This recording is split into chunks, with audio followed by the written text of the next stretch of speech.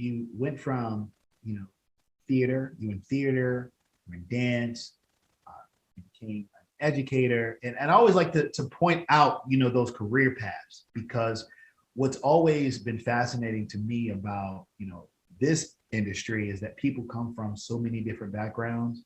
And I Yes. see where individuals with a musical background, with a creative background, graphic designer, having that marketing mind, that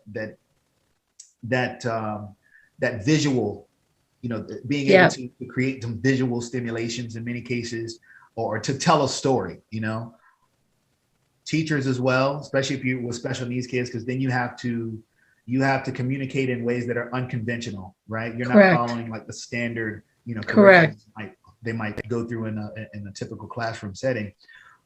Do you feel like, well, I'm sure you do, but do you feel like they helped you, become a better license or better agent, or do you think they led you towards this career path, those experiences?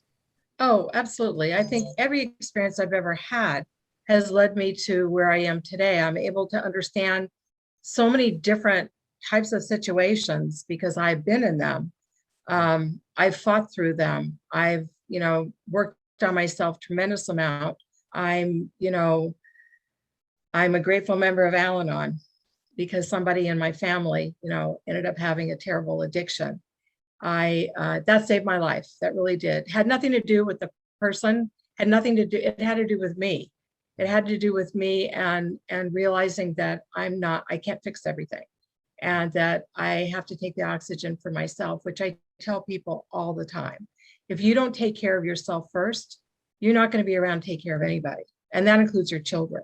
That's right. So, you know, there's all sorts of different flavors when it comes to that, but yeah, no, for sure. I mean, after we moved back to California after he graduated med school, um, I did get involved in a local theater group, Okay. and I was an ingenue role in Cole Porter's Anything Goes, and then I got the confidence to go out for Long Beach Civic Light Opera, and I was in a couple of productions there, and it kind of like I had two children already, and it kind of like fed my desire, to be on Broadway, Yes.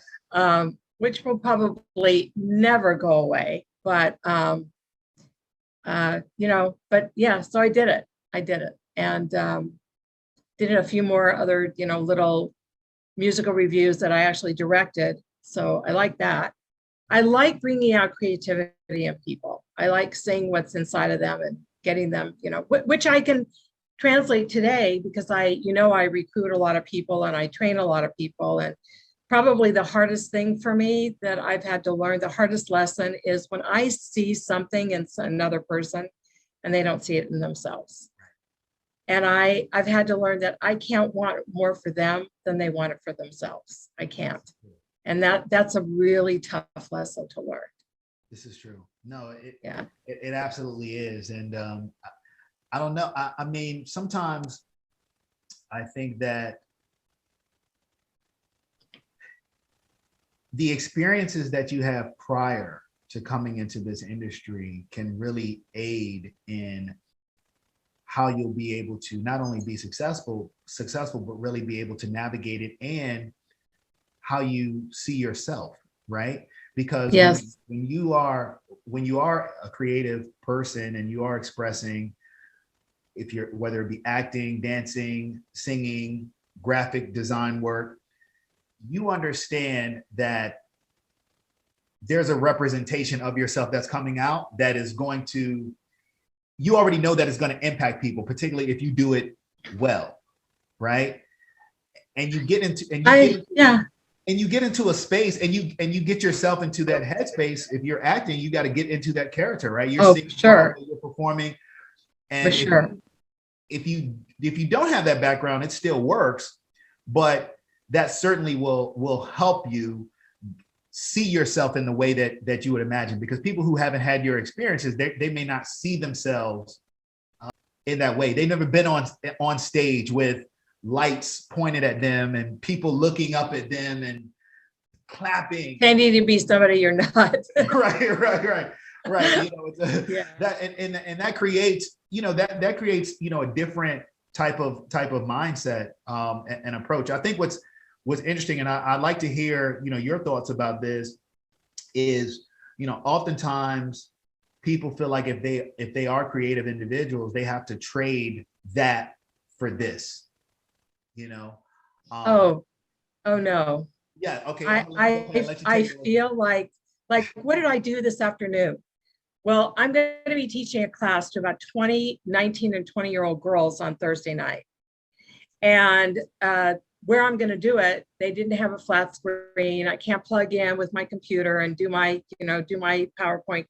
So what I decided to do is create my own PowerPoint and, do screenshots and edit. And then, it's taken me all afternoon and it's been really tedious. But then what I'm going to do is I'm going to go and create a workbook for them. And so they're all going to have, a pen or, a pencil or whatever. They'll have this workbook, and that's how I'm going to lead the class. And I'm going to forget the computer altogether. So, so I had to be creative, And the other thing is that I really believe, listen, relationships are built on trust, and that goes for everything in life. Like if I want to bring somebody in, and I see something in them that they don't necessarily see in themselves, what's going to convince them? They have to trust me. That's right. They have to trust me. Doesn't mean that they're going to be successful. Doesn't mean that they have the same work ethic or that they're going to, move forward. But I can lay out what has to be done. I've gotten a little bit more discriminating in who I'm bringing on, because I've been known to actually go to people's homes and declutter their entire office so that they would have a place to work. I'm not doing that anymore. I think that, it really does boil down to trust. And whether you're dealing with a client that, you have to get some very proprietary information, and not everybody is comfortable doing that. So I recently told a client of mine, when he said to me, "Oh, Phyllis, I only tell my CPA and my wife." And I think I had like a pen in my hand, and I went, "You know what? I gotta tell you who I am. I'm like a doctor." I said, "There's HIPAA. I can't even tell if I know somebody that you're related to. I can't even tell them when I've spoken to you on the phone." Yeah. So that's it. That really is. I mean, if you go back to Al-Anon, it's all about anonymity, and it's the same thing in this industry. But it's the same thing in general. People have to stop trashing other people. They have to stop, gossiping, because where does that get us? Nowhere. It's just about focusing on each person, listening to them, not just talking, but listening to them, and sharing your stories, because sometimes in sharing your stories, somebody's going to hear your experience and your strength, and they're going to get hope from that. And that goes back to my Al-Anon. So, yeah. You mentioned Al-Anon. For those who are watching this, listening, what is Al-Anon? Al-Anon is a 7-step program. Sorry, 12-step program. I've just been focusing on the 7 money milestones, so it's 7 in my head. It's a 12-step program that is for the spouses, brothers, sisters, girlfriends, boyfriends, children, adult children of someone in your life. Someone, it doesn't have to be a relative, it could be a close friend who has an addiction problem. And, we're always trying to fix things. And if we just do this, they'll be happy. And if we just do that, they'll be happy. We look like this, we buy this. And it's not us. It's not us being able to do that.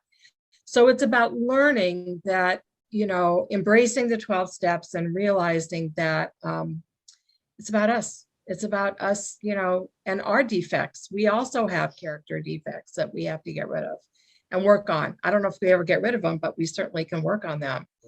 And I think, it's an amazing community of anonymity. Every size, shape, color, religion, doesn't really matter. The commonality that we have is that we all have been in pain from this terrible disease of addiction that is, has affected all of us. And it's coming to understand even the mindset of the person that became addicted to whatever it was, whatever that thing of choice was. Doesn't matter what it was. But yeah, it actually saved my life. It really did. Wow. Yeah. Phyllis, one thing I know about you from, the years that we've known each other, which looking at the time that you came to the East Coast was probably not too long after you came to the East Coast. But it's true. Yeah, it's true. It's about 5 years, bro. I think it's about 5 years. Yeah. But it's crazy. You're very you have a very nurturing, spirit, just Thank you. energy about you. And it definitely has translated, into your business as well.